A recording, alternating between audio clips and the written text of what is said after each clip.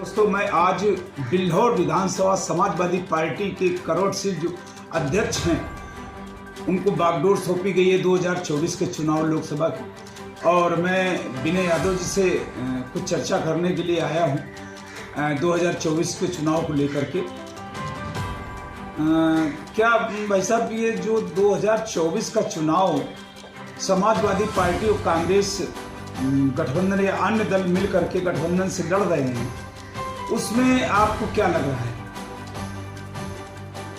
सबसे पहले तो हम आपके चैनल को धन्यवाद देते हैं कि आपने इस कठिन समय में समाजवादी पार्टी के पक्ष रखने का मौका दिया। इसलिए व्योम समाचार दर्पण के हमारे आदरणीय रामशरण कटियार जी, नितेश कटियार जी को मैं आभार व्यक्त करता हूं कि आपने मुझे अपने चैनल पे अपनी विधानसभा की बात रखने का मौका दिया। अब रही बात चुनाव की, तो गठबंधन के साथ साथ हमारे नेता गरीबों के, किसानों के, मजदूरों के, दलितों के, पिछड़े के, और सच में संविधान अगर कोई बचा रहा है भारत देश में तो सिर्फ माननीय राष्ट्रीय अध्यक्ष हमारे नेता अखिलेश यादव जी, जिन्होंने कांग्रेस के गठबंधन करने से पहले ही एक गठबंधन कर लिया था, पीडीए का गठबंधन जी। उसको लेकर के हम लोग को की तैयारी गांव-गांव, बूथ-बूथ पर चली रही है। लेकिन उसके बाद भी हमारी पार्टी का नेतृत्व हुआ, उन्होंने कांग्रेस का भी गठबंधन हुआ और हम लोग पूरे उत्तर प्रदेश में कांग्रेस के गठबंधन और पीडीए के गठबंधन से उत्तर प्रदेश में 60 सीटें जीत करके भारतीय जनता पार्टी को हराने का काम करेंगे। ओला गिरा था और उस ओले में किसानों को क्या मुआवजा मिला था? नहीं, मुआवजा मिलना, एक मुआवजे का सिस्टम होना चाहिए। हम अब इन्होंने अपने कागजों में काम करते हैं। मेरा मतलब ये है कि आपने, अगर आपका किसान कोई, पूरे देश में तो मुआवजा, पूरे देश में तो ओला गिरा नहीं। अगर आपको लगता है, आपके पास में लेखपाल हैं, तहसीलदार हैं, आपकी टीमें हैं, आपके पास में प्रशासन है, आप उनकी सही तरीके से जांच करा लीजिए। किसान के पास में 1 बीघे का खेत है, 1 बीघे में उसका कितनी फसल नष्ट हुई है, 5,000 की है, 10,000 की है, जो भी उसकी लागत है आप उसको मुआवजा दीजिए। अब 10,000 की कीमत है, उसमें अगर 1,000 रुपये का आप उसको मुआवजा दे देंगे तो उसको मुआवजा नहीं, उसको फॉर्मेलिटी कहते हैं। इसलिए सरकार, और उसमें भी सरकार की, मैं सब चीज़ें सरकार की इसलिए क्योंकि जवाब सत्ता में बैठे लोगों से किया जाता है और सरकार की जवाबदेही होती है किसानों की बात को सुनना, किसानों की आय दोगुनी करना, मुंह से कहना और ज़मीन में करना, बहुत अंतर है। लेकिन इन परिस्थितियों में आज के चुनाव को देख रहे हैं आप, आज विधानसभा का चुनाव जो ये हो रहा है सदस्य का, इसमें देख रहे हैं आप क्या स्थिति हो रही है कि अपने समाजवादी पार्टी के नेता लोग कुछ इधर उधर हो रहे हैं? नहीं, ये जो भी हो रहा है, जो भी हो रहा है अभी, सब अच्छा हो रहा है। इसलिए अच्छा हो रहा है क्योंकि वोटर विधायक बना देता है, ब्लॉक प्रमुख बना देगा, सांसद बना देगा, और जब आप बन जाओगे तब आप महल बना लोगे, व्यापार बना लोगे, बिजनेस कर लोगे। लेकिन जिसने आपको बनाया है, गरीब ने बनाया, किसान ने बनाया, उन बेसहारों ने बनाया, जिनको आस है आपसे, जिसके लिए सरकारें बनाई जाती हैं, गरीबों के लिए बनाई जाती हैं, किसानों के लिए बनाई जाती हैं। आज उस गरीब और किसानों की भारतीय जनता पार्टी की सरकार में हालत क्या है, एक एक पर अगर हम लोग बात करेंगे तो सबसे ज़्यादा अगर कोई परेशान है तो किसान परेशान है, महिलाएं परेशान है, छात्र परेशान है, और हमारे नेता जो भी आज हमारी पार्टी को वोट नहीं दे रहे हैं, और हमारा उनसे, क्योंकि उनको बनाने वाले हमारे लोग हैं, गरीब लोग हैं, पिछड़े लोग हैं, पीडीए के लोग हैं। कोई भी विधायक आज मुझको वोट नहीं दे रहा, वो अगर इतने बड़े विधायक हैं, आप किसी पार्टी में चले जाओ, अगर आपको लगता है तो आप निर्दलीय लड़ लेना, आप पार्टी में लड़ लेना जा करके। हमारे लोगों ने वोट दिया, अगर आप वोट नहीं देंगे तो जिन लोगों ने आपको पीडीए के लोगों ने विधायक बनाया है, आप उनके साथ खिलवाड़ करेंगे, संविधान के साथ खिलवाड़ करेंगे। अगर आप अभी चले जाएंगे तो और अच्छा है, क्योंकि अब हम लोग जो चुनाव लड़ेंगे बहुत मजबूती से लड़ेंगे। उनके साथ में मेरा गठबंधन हो गया है। जिसका देश है, जिसका प्रदेश है, वो लोग हमारे साथ में हैं। वही लोग मोदी सरकार को हराने जा रहे हैं। चरम सीमा पर राज चल रहा है, उस पर क्या कहना चाहते हैं आप? किसान आंदोलन सरकार के जब से सरकार चल रही है, इससे पहले भी किसान आंदोलन चला, उसमें 700 किसानों की जान चली गई। मैं किसी जाति धर्म पर टिप्पणी नहीं करूंगा। अगर कहीं पर भी अगर दूसरी जगह कोई ख़त्म हुए, पहले कभी ख़त्म हुए कोई, अभी तक आप उनको चला देते हैं कि शहीद हुए थे, ये किया गया, वो किया गया, मंदिर के नाम पर, मस्जिद के नाम पर। आप कल्पना करना, ये जो 700 किसान शहीद हुए थे, ये भी गरीब परिवार के थे, ये भी किसान परिवार के थे, वो भी हिंदू थे, मुस्लिम थे, लेकिन थे तो अपने यहाँ के। अब वो परिवार ख़त्म हुए आंदोलन में, कोई चर्चा नहीं करता है, कोई सरकार की तरफ से मुआवजा नहीं हुआ। इसके बाद में आपने किसानों धरने पर बैठे, आपने दिल्ली के बॉर्डरों को सीज कराया। आप किसान, एक तरफ किसानों के नेता को आप भारत रत्न देते हैं, अच्छी बात है, हम समाजवादी लोगों ने उनका सम्मान किया, स्वागत किया कि आपने किसानों की। लेकिन आप एक बात समझना, आप एक तरफ ये भी कहते रहें कि किसानों का हम सम्मान करते हैं, दूसरी तरफ आप किसानों की तरफ ओले चलाएं, डंडी चलाएं, लाठी चलाएं, पुलिस चलाएं, तो आप ये समझिए आप किसानों की कैसी बात करेंगे। क्योंकि ये सरकार किसानों की सरकार नहीं है, ये सरकार पूंजीपतियों की है। ये सरकार उन लोगों की है जो लोग देश को बेचना चाहते हैं। ये लोगों का एक एक एग्जाम्पल सब जानते हैं कि इस सरकार ने सबको बेच दिया है। कोई भी संस्था इस समय इस सरकार के पास नहीं है, सब प्राइवेट हाथों में है। इसलिए ये बाणी वीरों की सरकार है। इसके लड़ने के लिए हमारी समाजवादी पार्टी, पीडीए का गठबंधन, कांग्रेस का गठबंधन, गरीबों का गठबंधन, किसानों का गठबंधन, बिना जाति धर्म छुआछूत मजहब को छोड़ के हर वो गरीब जो परेशान है, किसी भी जात का हो, किसी भी धर्म का हो, हर वो आदमी का मेरा गठबंधन हो गया है।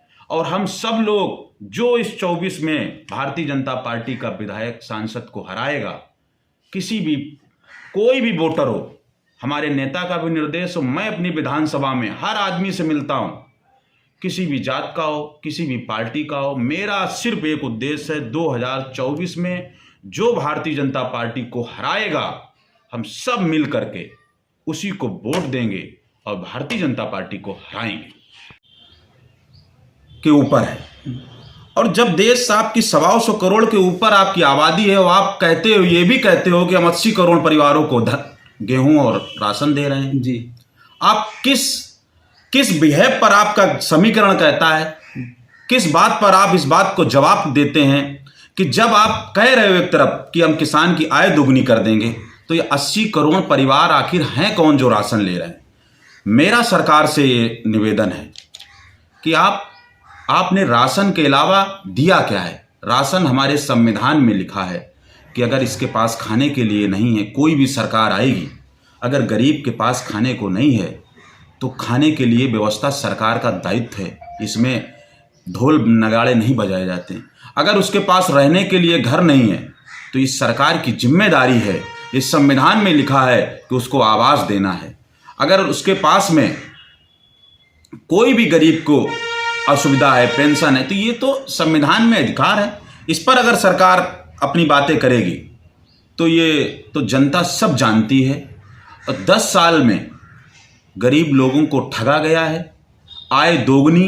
ये आप गांव में चले जाएं, उन लोगों से पूछ लो जा करके, जो लोग किसान हैं, खेत जिनके खराब हुए हैं। अभी हमारे ब्लॉक में अभी ओलावृष्टि हुई, अब गांव में चले जाना, सरकार के द्वारा क्या किया जा रहा है। किसान रो रहा है, फांसी लगा रहा है, लेकिन अभी सरकार की तरफ से कोई भी, आप ये समझिए, एक गरीब किसान एक तो अपने बेटे को प्यार करता है, दूसरी अपनी फसल को प्यार करता है। इसलिए प्यार करता है क्योंकि अगर बेटे को उसे बड़ा करना है तो फसल करेगा, तभी बेटे को बड़ा कर पाएगा। और जब उसका एक बेटा अगर इस आपदा में ख़त्म हो गया हो तो सरकार की जिम्मेदारी बनती है कि उस गरीब परिवार की उस बेटे के लिए, फसल बेटा ही होता है, उसकी मदद करनी चाहिए। लेकिन अभी भी ये सरकार, हमारे यहाँ कम से कम 51 मजरे हैं जहाँ पर सरकार द्वारा फॉर्मेलिटी तो कर ली गई है, लेकिन अभी किसी तरीके की न मुआवजा दिया गया है, न उनसे 2024 मिला लोकसभा गया। के चुनाव को लेकर समाजवादी पार्टी और आपका गठबंधन किन किन मुद्दों को लेकर के आगे आएगी? देखिए, 2024 का चुनाव हमारी पार्टी, हमारे नेता का गठबंधन सबसे पहले तो पीडीए का है, और फिर इसके बाद में है सबसे ज़्यादा, अगर इस सरकार, मैं फिर कहूँगा कि इसमें कोई जाति और धर्म नहीं है, ना कोई मजहब है। हमारी पार्टी ने सिर्फ पीडीए, पिछड़े, दलित, अल्पसंख्यक, आदिवासी, आधी आबादी, इनकी आवाज़ हमको, क्योंकि अगर देश इनका है, इसमें किसी की जात नहीं है। अब वैकेंसी अभी सरकार ने निकाली, उसमें सबसे ज़्यादा पिछड़े और दलित समाज के महिलाएं जिन्होंने फार्म डाले, जिनके परिवार के बच्चे, गरीबों ने, किसानों ने अपनी मजदूरी कर कर के अपने बेटे को कोचिंग पढ़वाई, किराए पर कमरे लिए, बच्चों के लिए उन्होंने एक टाइम खाना खाया, लेकिन अपने बच्चे के लिए उन्होंने कोचिंग कराई। उनका सपना था कि मेरा बेटा नौकरी करेगा, पुलिस में जाएगा। हमारी उस लड़के की भी सपना होता है कि हमारी बहन है, उसकी हमको शादी करना है, हमारे पापा के सपनों को साकार करना है। लेकिन आप सोचिए, दुर्भाग्य देखिए कि उन सारे सपनों को सरकार ने 1 मिनट में ख़त्म, चुकनाचूर कर दिया। जाने कब से 2 महीने से कोचिंग कर रहा, कोई 2-2, 3-3 साल से, कोई पूंजीपत करोड़पति और कोठियों में पलने वाले का बेटा ना पुलिस की नौकरी की तैयारी करता है, ना वो छोटी छोटी कोचिंगों में जाता है, क्योंकि उनके लोग, वो लोग कभी भी पुलिस की वैकेंसी हो चाहे अग्निवीर की वैकेंसी हो, मेरे नेता माननीय राष्ट्रीय अध्यक्ष जी ने ये बात कही है कि जब समाजवादी पार्टी के गठबंधन से सरकार 2024 में अगर बनती है तो सबसे पहले अगर कोई मुद्दा उठाया जाएगा तो ये अग्निवीर का मुद्दा उठाया जाएगा। इसलिए उठाया जाएगा क्योंकि गांव और गरीब किसान का बेटा आर्मी में जाता था, नौकरी करता था, लेकिन इस सरकार ने अग्निवीर को 4 साल का इसीलिए कर दिया क्योंकि उसमें पिछड़े और दलित समाज के बेटे अग्निवीर में जाते थे। इन्होंने उस नौकरी को 4 साल का कर दिया क्योंकि वो नहीं चाहते हैं कि गरीब का बेटा खुशहाल हो। और हमारे नेता ने ये कहा है कि जब समाजवादी पार्टी की सरकार में जैसे वैकेंसी भर्ती पुलिस की भरी जाती थी, आप दौड़ के रेस निकाल लीजिए, अगर आप दौड़ के निकाल ले गए तो आप पुलिस में भर्ती हो जाओगे। हाई स्कूल, इंटर के आपके नंबर देख लिए जाएंगे, पेपर कर लिया जाएगा। लेकिन ये भारतीय जनता पार्टी की सरकार ने वही वैकेंसी ख़त्म इसलिए करा क्योंकि दौड़ की जो दौड़ है वो गांव और गरीब का बेटा जो भैंस चराता है, बकरी का दूध पीता है, वही लड़का दौड़ में सबसे आगे निकल जाता। वही बेटा हाई स्कूल, इंटर के नंबर आ जाते और वो हो जाता।